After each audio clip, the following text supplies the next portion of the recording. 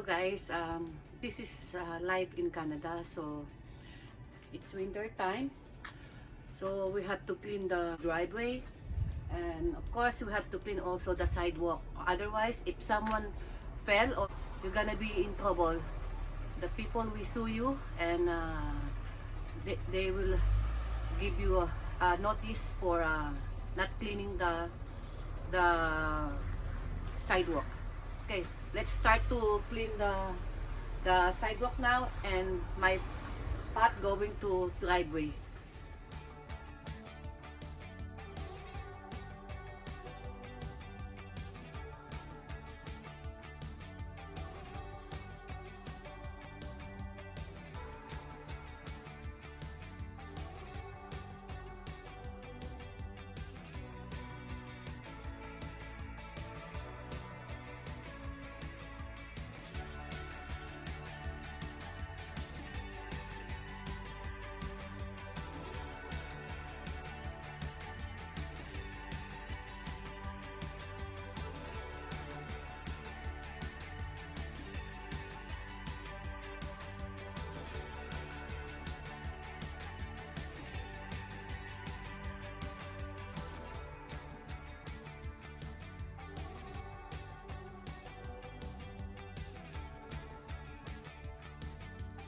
And today guys is minus 36, February 7, 2021. So we have to clean the driveway, so then we don't fail, because if we didn't clean this, we might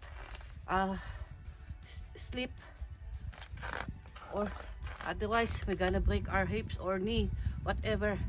Okay guys, come on, let's go, and I'm gonna show you. I'm going to clean my driveway.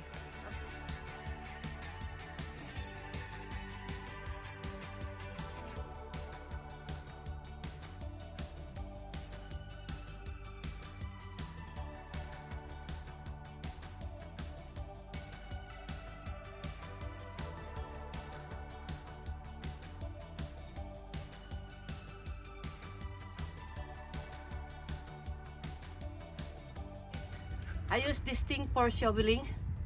This one. This is good for removing the ice, the snow.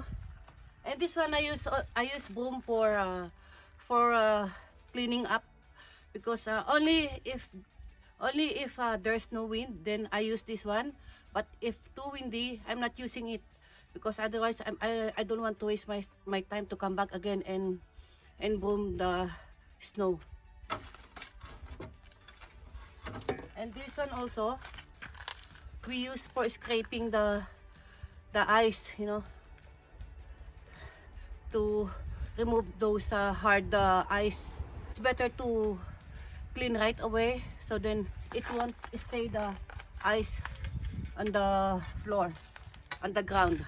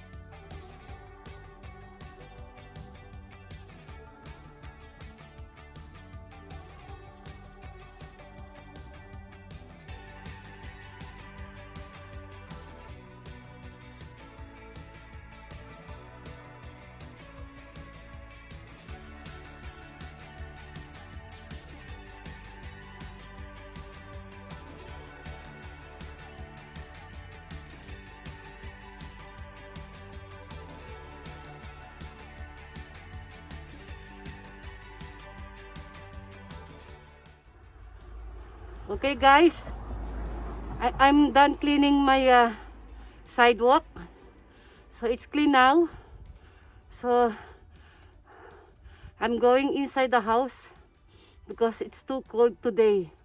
Sorry for that. I have to cover my mouth because my mouth is starting to get dry. Okay, this is our sidewalk from here to that side. So it's clean now. If the weather is too cold, so we have to plug in our car, so then it will warm and easy to start the car. This is this. Okay, I'll show you. See, we plug it in because all cars here have a plug like that. See, my husband's car, we also plug in.